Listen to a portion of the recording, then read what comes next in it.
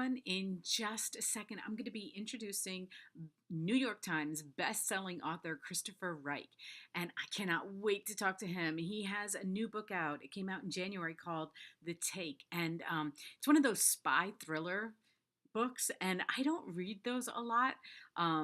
So it's always kind of fun when I do. 400 pages, and when I dive into a book that's 400 pages, I'm there for a little bit. So it was really fun, though. Really, really fun. And he started a new character. He's going to be writing more books on him called Simon Risk. And I can't wait to ask him about it. So, everybody, here is Christopher.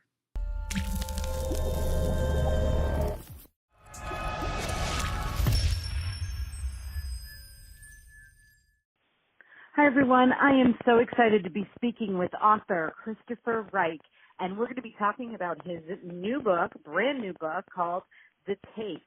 And I am so happy that you said yes, Christopher. Well, it's my pleasure to be here. So I was thrilled. I have to tell you that this book was really stepping out of my genre, and I read such good things about it, and I know that there are a lot of women that read these kind of thrillers, but it's really, when I step into this world, I'm like, okay, ready? Because I have to really, I don't know, something about, I like the movies, but reading a book like this is like, okay, I'm going to sit down, I'm really going to pay attention to this. And I have to tell you, it was so much fun that I read it and I listened to it, which I love the narrator. I don't know if he did all of your books, but he was amazing. His name is Paul Michael. Yeah, he's great. Paul Michael, he's great, and ends up being actually a neighbor of mine in Encinitas, California. I met him in a complete coincidental occasion at a Christmas party, and he's done the Da Vinci Code. He's fantastic. He's a master of voices. That's what he's great at. Oh, my goodness. He was so good. A lot of times I would listen instead of read just because of him. Mm-hmm. So, and it's a big part of the business nowadays. To have a great narrator is, makes a book. And people listen to my one son only listens to books because he travels so much. And so when you find a good narrator like that, it's just amazing. It puts such another element into your book. So I was really, I was like, okay, I could read or I could listen to him. And then I was like, all right, I'll listen to him.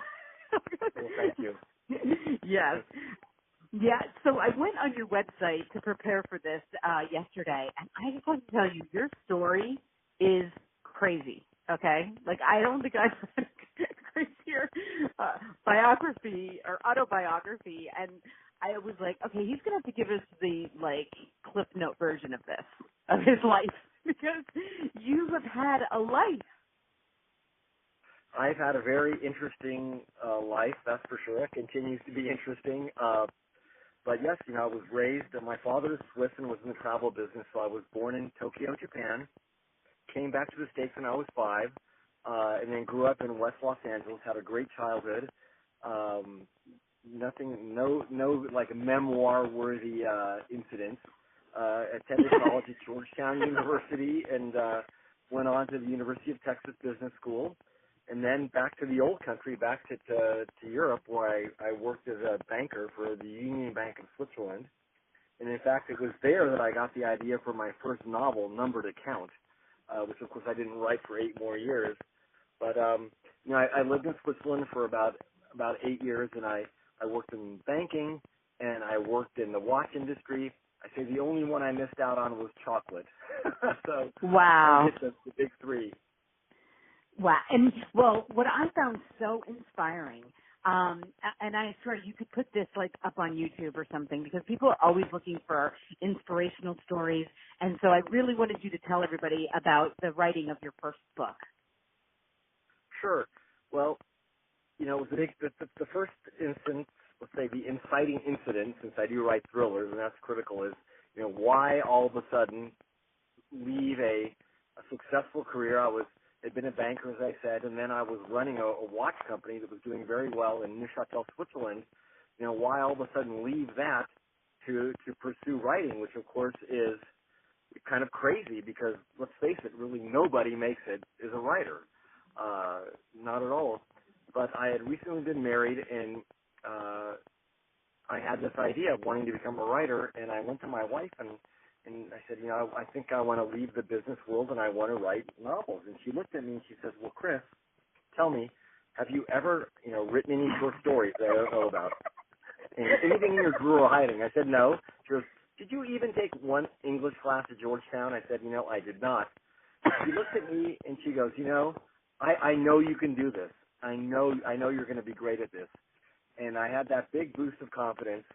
And we went back to the States about 6 months later, and, I just applied the same work ethic that I'd learned as an investment banker and stuck to work every morning at, 7 a.m. and worked as long as I could. And, of course, I had a very solid and clear goal in my mind. I wanted to write best-selling, espionage fiction, the kind of books that I loved reading growing up, the Robert Ludlum and the Frederick Forsyth and Ken Follett. And, of course, my favorite was and is till today John le Carré, the British spy novelist. So, here I was, and I'd never written anything before, not one page ever of fiction, of prose. Wow.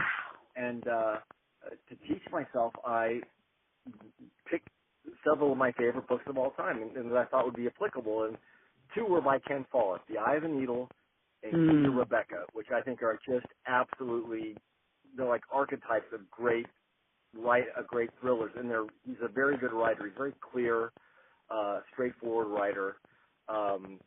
Very good narrative, not too many adjectives, not too many adverbs. And so I said, I'm going to write my book kind of like he does his, And lo and behold, all of a sudden, 6 months later, I had, I think, 660 double-spaced pages. That was my first book number to count. And I had some friends read it. I took their advice and edited it.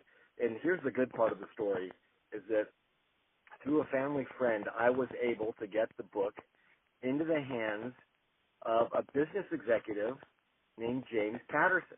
I know. It's like, wait for it. Wait for it. And at the time, James Patterson, or as we call him in my house, St. James, he was running J. Walter Thompson Advertising Agency, which is one of the biggest in the world.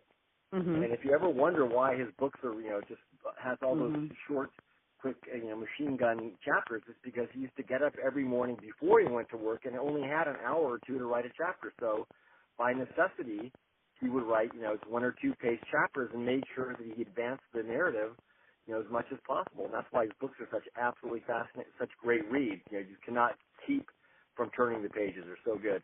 Anyway, right. Jim read the book. He actually read it or read part of it and called me up. A couple weeks later, said, Chris, this is really good. And I've never done this, but I'm going to recommend that my agent, Richard Pine, represent you. And I said, this is just too good to be true. And then, Richard called me up and represented me. And I remember, Michelle, getting that call and going down the phone and running downstairs, grabbing the want ads, the advertising section, back when there were newspapers. Right. I'm going to buy a BMW. We're going to sell this. I'm buying a car right away. And it was funny. And then, of course, my agent had other ideas. Together, he made me rewrite that book for the next 9 months. And so we didn't even try to sell it until January of 1997. And this was from May. So I had a long period. I like to say that I knew that book so well I could have read it on tape myself verbatim. I had it memorized. It was terrible. Yes, and so that book sold to Delacorte Press, and a year later became a huge bestseller. I think it was on the New York Times list for about 2 months that time, and then another 2 months as a paperback. So, yes, very serendipitous beginning to my career. Well, I just love the part because when I started to do this, I was always looking for people to tell me how to do things. Like, how should I do it? How do you start something? How do you just, you have a dream, how do you start doing it? And when I read your, what you had on your website, and you said people would ask you, and you were like, I got up, and then I wrote. And then I wrote for 8 hours, and then I got up the next day, and then I wrote. And it's like, that is the best advice ever. You just do it. Like, you just It's the simplest advice. Whenever I'm complaining or hemming and hawing with my agent about, the story's not working, he just says, Chris, just write. those two words, and the magic happens when when the pen to paper, when the pen hits paper, and that's all there is to it. So, I'm writing the second book right now in the Simon Risk series, the follow-up to The Take, and I thought I knew where the story was going, but goodness, once I start writing, these characters come alive and they kind of take you to different places, and it's really enjoyable and fun. I just love this new series I'm writing so much now because I kind of let go of the, I think the New York Times once called my books like globe-trotting, loyalty-blurring, bomb-ticking thrillers. And while I like to write very exciting books, this new Risk series has a lot of humor in it, and he's good-natured, and it's like watching a really classy heist movie, by Alfred Hitchcock. The characters are great, the settings are glamorous, the characters are smart, but at the end it gets darned exciting. But it's just all about the ride. I want these books to be the most fun you're going to have, reading. So every night you jump back into it, knowing you're going to have a few laughs, but then getting very, very drawn up into the tension. Right, and that's what I loved about him.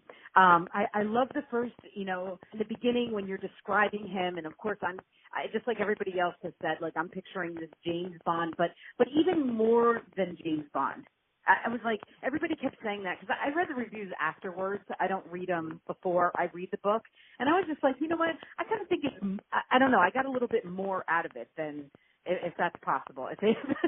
But I did. I got a little bit more depth out of him. I think readers expect more depth from their characters these days, and he's definitely not at all James Bond. I mean, he's suave and he's talented and he's kind of slick, but he's not a killer. He never kills anybody. It's one of my rules in my books is he's not going to kill anybody. He's a private investigator. He comes from the wrong side of the tracks growing up, and he's bettered himself, so he holds himself to a higher standard. But he's American. He is handsome in a rough kind of way. But no, he's not a secret agent by any means. Right.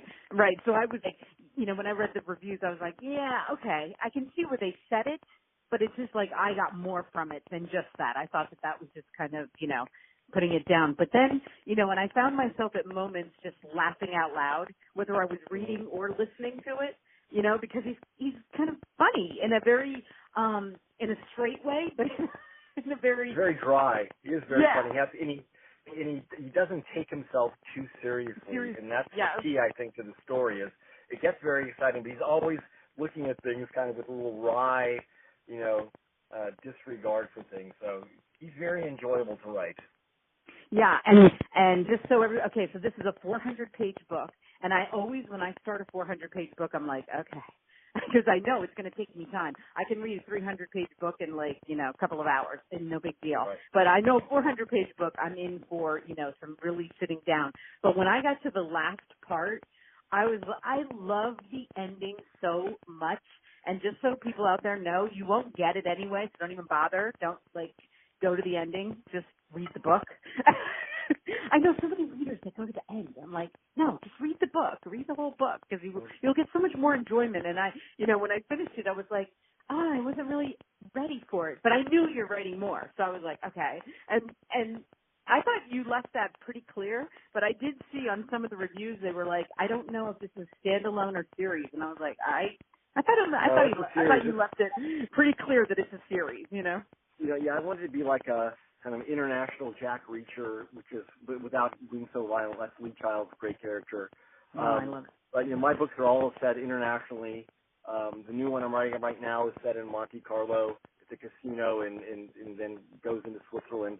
But thank you for saying that. And I must say, I really liked the way the book ended. The big scene at the airfield where everyone's coming in from different angles. It was very fun to write. It was diabolically difficult to put everything together and make it, make it click like a Swiss watch with all the cogs going just right. But then at the end, when it ticked, when it worked, I had a big smile on my face. Yeah, and I love the very first. Okay, I love to pick out quotes.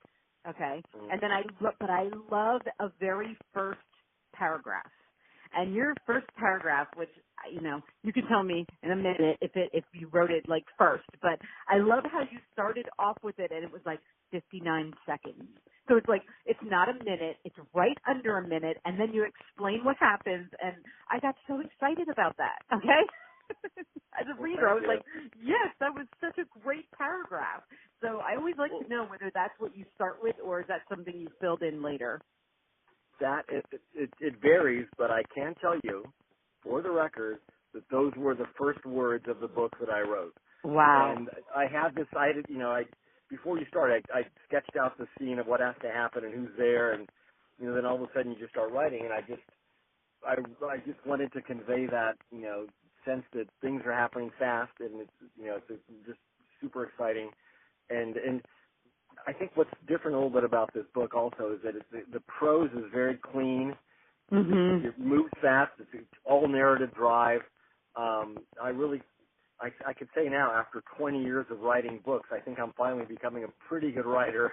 Not just a good storyteller, but a pretty good writer. I certainly have a lot of room to improve, but I'm trying my best. Well, I have to say that when I read the part about James Patterson after I'd read the book, but when I saw that he had liked it, I thought, you know what, I can see why, because I've read so many James Patterson books, and the thing about his books are they're tight, and this is, even though it's 400 pages, it's a very tight book, and I don't know if readers understand when I say that, but I mean, that's the way I describe it, is that you're not, the storyline is so tight that you can't skip pages and know what's happening. Okay, you got to keep with it. And I love that kind of writing, So I think that, when I saw that, I'm like, of course because he's like the tightest writer ever, Well, thank you for saying that.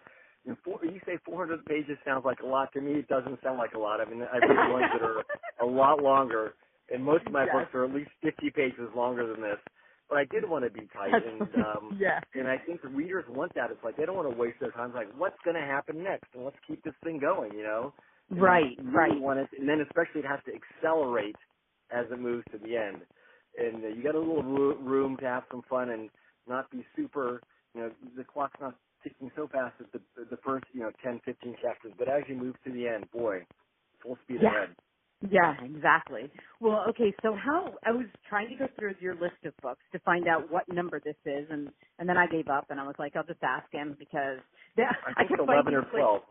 Okay, because I kept finding ones that were putting them in different orders, because I like to go by year, and then I was like, they're not doing it by year, and I started getting, my list started getting all messed up, and I'm like, I'm just going to ask him, because they show it in the different languages, different book covers, so it got a little confusing, but that is your 11th book since 1998?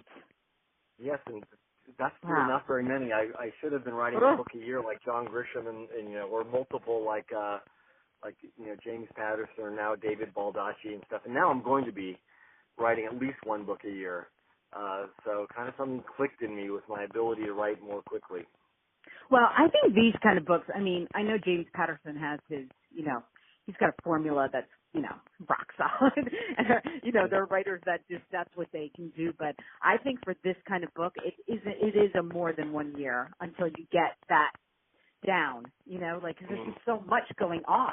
And, so I always think when I'm talking to writers like you, it's like to write a book a year, that's tough. That's a tough undertaking to come up with these stories and have them be, the same quality. It is tough. It is tough, but you just have to knuckle down and just, I often say that every time I sit down when I'm really writing the book, it's like when you're running a 10-kilometer race for time. You sit down and you know that you're going to run as hard as you can, and by the end of that day, you're going to be exhausted. And if you could do that, if you could force yourself to do that, you're going to come away with good writing and a good story. Because, writing at this level takes a lot of discipline, and you have to, like I say, just really concentrate and block out the rest of the world. And if you could, train your intellectual muscle right on your material for 5 to 6 hours a day, you'll have no problem writing a book a year. Well, yeah, and I really hope that any young authors that are listening to this, I mean, because people ask me, writers will ask me that all the time, well, did anybody ever say anything good, on your interviews on how they do it? And I think that yours is just perfect. It's like, just write. Just, don't worry about it. Don't sit around trying to figure out how you're going to get motivated, or sit around waiting for motivation, which, sometimes that doesn't come if you wait for the motivation. Don't wait for motivation. Don't wait for the muse to land on your shoulder and inspire you. you'll get inspired as you start writing, And remember, writing is rewriting. I mean, you have to know that right away your first draft is never going to be good enough, and you're always going to be improving. So I think that takes the pressure off, that once you know it's okay, just write. I could always fix it. And, I think Elmore Leonard had a great quote. He said, easy reading means hard writing. And I couldn't agree more. Yes. Yes, I love that, and I love him too. So, well, so do you have a date yet for this next one? I mean, this one just came out in January. This one came out, so the next one will be out in late January of 2019. Wow, that's crazy. And I just love this character. I'm so happy that you're writing. I'm so happy that he's like a debut and that you're, going to keep continuing on with him. I think that's amazing. And like I said, I was so happy to find you and for you to say yes. I was like, it just gave me so much purpose in reading this. And I was like, oh, this is so amazing. And like I said, I don't venture into this often. And yet I'm so happy that your book is what brought me back to it. So thank you so much. We will look forward to the next one, and I will have all of your links listed underneath this interview for everybody. So the Amazon link, so you can go right there to purchase it. And thank you so much, Christopher. Thank you, Michelle. Nice talking to you. Have a great day. Bye. Yeah, bye-bye.